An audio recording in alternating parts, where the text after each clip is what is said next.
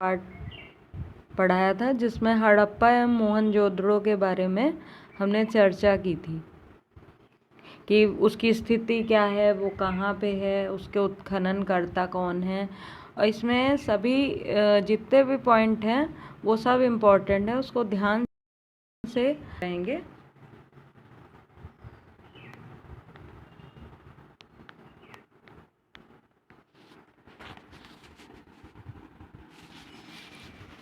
तो आ जाएगा लोथल। लोथल कहाँ पे है? स्थिति गुजरात, मतलब कि ये गुजरात राज्य में स्थित है लोथल, और भोगवा नदी है वहाँ उसके किनारे पे स्थित है लोथल। तो इसके उत्खननकर्ता कौन थे? उत्खननकर्ता मतलब होता है जो खुदाई का काम होता है। उत्खनन मीन्स खुदाई, और खुदाई करवाने वाले कौन थे? SR राव, रंगनाथ राव। इससे क्वेश्चन आता है परीक्षा में कि लोथल के उत्खननकर्ता कौन थे। तो इसका उत्तर आप क्या लिखेंगे? SR राव। ये एक व्यापारिक नगर था, मतलब कि यहाँ पे व्यापार ज़्यादा होता था, बिजनेस ज़्यादा होता था। यहाँ से गोदीवाड़ा, गोदीवाड़ा मीन्स होता है dockyard. Dockyard means जहाज बनाने का स्थान। मतलब कि जाहिर सी बात है, व्यापार होता था तब ट्रेनें तो थी नहीं, नदियों से होता था, तो वहाँ पे जहाज बनाने का कारखाना भी मिला है। गोदीवाड़ा मीन्स जहाज बनाने का स्थान।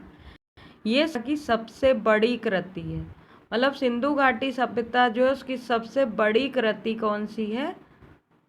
गोदीवाड़ा। यहाँ पे मन के बीड्स बनाने का कारखाना भी था, मीन्स कि वहाँ पे मोती बनाने का कारखाना भी था, यानी कि मोती वहाँ से जाते होंगे दूसरी जगहों पे। ठीक है। और यहाँ चावल के साक्ष्य मिल रहे हैं, यानी चावल यहाँ से भेजा जाता होगा व्यापार के लिए। और फारस की मोहर मिली है, मतलब वहाँ पहले मोहर लगती थी ना, आजकल तो ऐसे होता है कि प्रिंटिंग होता है, लेकिन पहले मोहरों से ही छाप के पहचान होती थी व्यापारी की। तो वहाँ पे फारस की मोहर मिली है, यानी फारस से भी व्यापार होता होगा, जो गोलाकार है और बटन नुमा है। गोलाकार है और बटन की तरह गोल है। और घोड़े की मृण मूर्तियाँ मिली है, मतलब कि जो मृण मूर्ति का मतलब होता है मिट्टी से बनी हुई, वहाँ पे मिट्टी से बने हुए घोड़े की मूर्तियाँ भी मिली हैं, मतलब वो भी व्यापार होता होगा। चक्की के 2 पार्ट मिले हैं। चक्की मतलब जिससे पुराने घरों में होता था, गेहूँ पीसा जाता था, तो एक चक्की होती थी पत्थर की, तो उसके 2 पार्ट भी वहाँ मिले हैं। घरों के दरवाजे मुख्य मार्ग पर खुलते हैं। मुख्य मार्ग मतलब मेन रोड पे घरों के दरवाजे खुलते थे। कहाँ पे? लोथल में। ये बात आप बहुत ध्यान रखेंगे। अब इसके बाद आ जाएगा धौलावीरा। धौलावीरा कहाँ पे है? ये भी गुजरात में। ये आप बात ध्यान रखिएगा कि लोथल कहाँ पे है और धौलावीरा कहाँ है। लोथल भी गुजरात में है। लोथल कहाँ पे है? भोगवा नदी के किनारे गुजरात में। और धौलावीरा भी गुजरात में ही है। इसके उत्खननकर्ता आपको हमने पहले बताया, उत्खनन मीन्स होता है, क्या होता है? खोज। तो खोज, खुदाई का काम करवाने वाले, उत्खनन मीन्स खुदाई। खुदाई करवाने वाले कौन थे इसके? रणवीर सिंह बिष्ट। और लोथल के कौन थे उत्खननकर्ता? कमेंट में बताइएगा। ये शहर किसी नदी के किनारे स्थित नहीं है, मतलब कि लोथल तो भोगवा नदी के किनारे स्थित था, लेकिन धौलावीरा किसी नदी के किनारे स्थित नहीं है। ये शहर 3 भागों में विभाजित है, मतलब 3 भाग में बटा हुआ है। पूर्व का भाग, मध्य का भाग, पश्चिम का भाग। यहाँ से 16 कृत्रिम जलाशय। कृत्रिम जलाशय क्या होता है? मीन्स कि तालाब तो अपने आप होते हैं, लेकिन कृत्रिम मतलब कि बनाए गए जलाशय। तो कितने मिले हैं वहाँ पे? 16 जलाशय मिलते हैं। स्टेडियम के साथ कि वहाँ पे खेल भी खेला जाता होगा, तो यानी उस टाइम में भी खेल खेलते होंगे वो लोग, तो वहाँ पे स्टेडियम भी बना हुआ है। इससे ये साबित होता है कि धौलावीरा के लोग खेल भी खेलते थे। सूचना पट। सूचना पट मीन्स जैसे आजकल होता है वाइट बोर्ड होता है, ब्लैक बोर्ड होता है, ऐसे ही वहाँ सूचना पट मिले थे जो पालिश युक्त थे, यानी कि वहाँ के लोग पढ़े लिखे भी होंगे। जो सूचनाएं होती थी वो बोर्ड पे लिखी होती थी। इसके बाद आ जाएगा चंदू चहूदड़ो। चहूदड़ो कहाँ पे है? सिंध में है। सिंध। सिंध कहाँ पे है? पाकिस्तान में। इसके खुदाई करता, उत्खनन करता कौन थे? N.G. मजूमदार। N.G. मजूमदार, इसको आप नोट डाउन करेंगे। उत्खनन करता चनूद्रों के N.G. मजूमदार। इनकी हत्या डाकुओं ने कर दी थी। अब ये कौन सी जगह के बारे में हम बात कर रहे हैं? चहूदड़ो। ठीक है। ये भी एक औद्योगिक नगर था। यहाँ पे उद्योग किए जाते, उद्योग मीन्स बिजनेस किए जाते थे। यहाँ पे भी मनके बनाने के कारखाने मिले हैं। तो पहले मैंने आपको क्या बताया था? धौलावीरा में भी मनके बनाने के कारखाने मिले हैं, और चहूदड़ों में भी मनके बनाने के कारखाने मिलते हैं। और कुत्ते द्वारा बिल्ली का पीछा करने का साक्ष्य भी मिलता है। तो भाई कुत्ते और बिल्ली का पीछा करने के साक्ष्य मिले हैं, ये तो आजकल भी ऐसे होता है, तो तब भी होता होगा, तब भी वो जीव थे। इसके बाद आ जाएगा सुरकोड्डा। सुरकोड्डा ये कहाँ पे है? ये भी गुजरात में है। यहाँ पे क्या मिला है हमें? घोड़े की हड्डियाँ। सिंधु घाटी के लोगों को घोड़े का ज्ञान नहीं था। ओके। इसके बाद आ जाएगा Kunal.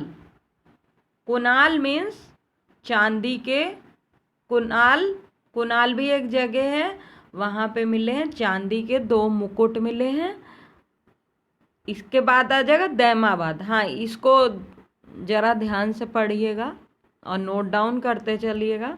Daimabad is most important for all art exam. तो दैमाबाद में क्या मिला है, ये क्वेश्चन पूछा जाता है। धातु का रथ कहाँ पे मिला है? धातु का रथ दैमाबाद में मिला है, जो कि कहाँ पे है? बताइएगा कमेंट में। मतलब इसका इतना ही याद रखना है कि धातु का रथ, अब पूछा जाए धातु का रथ कहाँ से मिला है? दैमाबाद में मिला है। इसके बाद आ जाएगा रोजदी। रोजदी गुजरात में है। यहाँ पे हाथी के साक्ष्य मिले, मतलब हाथी तब भी होता था, उसका प्रूफ मिला है। इनमें देखिए मेन पॉइंट जो है वो मैं आपको बता रही हूँ। जैसे कि सबसे मेन मैंने बताया दैमाबाद इम्पोर्टेंट है। रोपड़, अब रोपड़ आ जाएगा। Ropar is most important for all exam for art. तो रोपड़ में क्या मिला है? ये कहाँ पे? रोपड़ पंजाब। ओके। यहाँ मनुष्य के साथ कुत्ते को दफनाने के साक्ष्य भी मिले। ये आपका क्वेश्चन आ जाता है, मनुष्य के साथ कुत्ते को दफनाने के साक्ष्य कहाँ से मिले हैं? रोपड़ से मिले हैं। इसके बाद आ जाएगा Kalibangan. This is also important for all art exams. Kalibangan से क्या मिला है? एक खोपड़ी जिसमें 6 छेद किए गए हैं, अर्थात इन लोगों को शल्य चिकित्सा का ज्ञान था। मतलब कि खोपड़ी में छेद ऐसे ही थोड़ी ना किए गए होंगे। खोपड़ी में छेद मतलब कि वो लोग, शल्य चिकित्सा मतलब होता है सर्जरी, मतलब कि उस टाइम में यानी इतने पढ़े लिखे लोग थे वहाँ पे कि शल्य चिकित्सा का ज्ञान था, तभी ना सर्जरी कर पाते होंगे, डॉक्टर भी होंगे। ओके, तो ये केवल इतना ध्यान रख लेंगे कि कालीबंगा में क्या वहाँ पे मिला है। अगर पूछा जाए तो लिख देंगे एक खोपड़ी। ओके, ऑप्शन दिए होते हैं, 4 ऑप्शन होते हैं, उसमें सही पे टिक करना होता है, आपको पूरा नहीं लिखना है, बस याद रखना है तो आप अच्छे से लिख पाएंगे। इसके बाद हम इसका नगर नियोजन देख लेंगे कि नगर नियोजन कैसा था। ये विश्व की प्रथम नगरीय सभ्यता थी, मतलब ये विश्व की प्रथम नगरी, मतलब नगर तभी बस चुका था। ओके, वह अपनी विशिष्ट नगर नियोजन के लिए प्रसिद्ध है। विशिष्ट नगर मतलब क्योंकि कारखाने थे, व्यापार होता था, तो एक विशिष्ट नगर है। नगरों में इतना कुछ आजकल भी शायद नहीं होता है, लेकिन तब वो इतना विकसित हो चुका था कि उसको विशिष्ट नगर नियोजन के लिए प्रसिद्ध है। नगर 2 भागों में बटे हुए होते थे। पहले जो नगर थे उस टाइम वो 2 भाग में बटे थे। पूर्वी भाग ये आवासीय भाग होता था। पूर्वी भाग क्या होता था? आवासीय भाग होता था। पूर्वी भाग में मतलब आवासीय मतलब घर थे बने हुए, और पश्चिम भाग में यह हिस्सा दुर्गीकृत होता था एवं ऊंचे टीले पर स्थित होता था। मतलब वहाँ पे दुर्ग बने होते थे और ऊंचे टीले पे स्थित होते थे। ओके, सड़कें एक दूसरे को समकोण पे काटती थी। समकोण कैसा होता है बताइएगा कमेंट में। तो सड़कें एक दूसरे को समकोण पर काटती थी, मतलब एक रोड एक बिंदु पे जाके मिलती थी। शहर ग्रीक पैटर्न पर ग्रिडिक पैटर्न पर बसे हुए थे। ग्रिडिक पैटर्न मतलब होता है खाने खाने, ग्रिड में बनाते हैं हम लोग कोई चित्र, तो जो शहर था वो भी ऐसे पैटर्न पर बसा हुआ था। घरों के दरवाजे मुख्य मार्ग पर नहीं खुलते थे। क्यों नहीं खुलते थे? वैसे तो लोथल में तो था ऐसा, बट वैसे मोस्टली मुख्य मार्ग पर क्यों नहीं खुलते थे? इसका कारण ये था कि उनका मानना था कि अगर मुख्य मार्ग पर खुलेंगे तो धूल ज़्यादा हमारे घर में आएगी, इसलिए वो, जैसे आजकल क्या होता है लोग गली की ओर नहीं रखते हैं, लेकिन तब ऐसा था कि लोग गली की ओर रखना पसंद करते थे ताकि हमारे घर में धूल ना आए। एक घर में सामान्यतः 3 या 4 कक्ष होते थे। एक घर में 3 या 4 रूम होते थे। रसोई होती थी, आंगन होता था, सीढ़ियों का भी ज्ञान था। मतलब जब व्यापार करते थे तो फिर जाहिर सी बात है कि सीढ़ियों का ज्ञान भी होगा। कुछ घरों से कुओं के साक्ष्य भी मिले हैं। मतलब घरों में क्या था, आजकल की तरह नहीं है कि हम लोग ने नगर पालिका में से आ रहा है पानी, हमें कोई दिक्कत नहीं है, हमारे पास मोटर है, ऐसा कुछ नहीं। तब कुएं होते थे, तो जिनके घर में कुएं नहीं थे तो वो बाहर कुएं से लाते थे, और कुछ संपन्न घर थे ज़्यादा तो वो घर में ही कुआं बनवाते थे। अब ये क्वेश्चन इम्पोर्टेंट है बनेगा कि कितने कुएं प्राप्त होते हैं? लगभग 700 कुएं मोहनजोदड़ो से प्राप्त होते हैं। इन नगरों में उत्कृष्ट जल निकासी व्यवस्था होती थी। जल निकासी मतलब जल, जो गंदा पानी है वो बाहर जाने के लिए अच्छी व्यवस्था होती थी। मुख्य मार्ग पर नालियों को साफ करने के लिए मेन हॉल होते थे।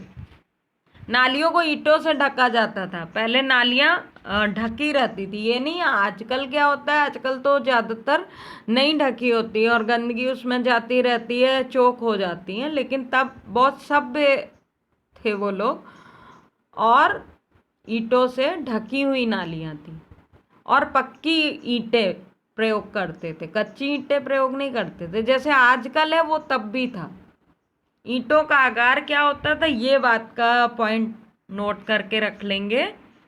ईंटें 4/2/1, मतलब क्या इसका मतलब हुआ, बताइए आप लोग। इसका आकार होता था 4 इंच/2 इंच/1 इंच, मतलब 1 इंच मोटाई। ओके, और 4 हो गया लंबाई, 2 हो गई चौड़ाई, और 1 हो गई उसकी मोटाई। ओके, ठीक है, आज के लिए इतना ही रखते हैं। उम्मीद है आपको पसंद आया होगा। कमेंट, लाइक और शेयर करिए। धन्यवाद। कल फिर मिलते हैं इसके आगे के सिंधु घाटी सभ्यता के 4 पार्ट में। Bye, have a nice day.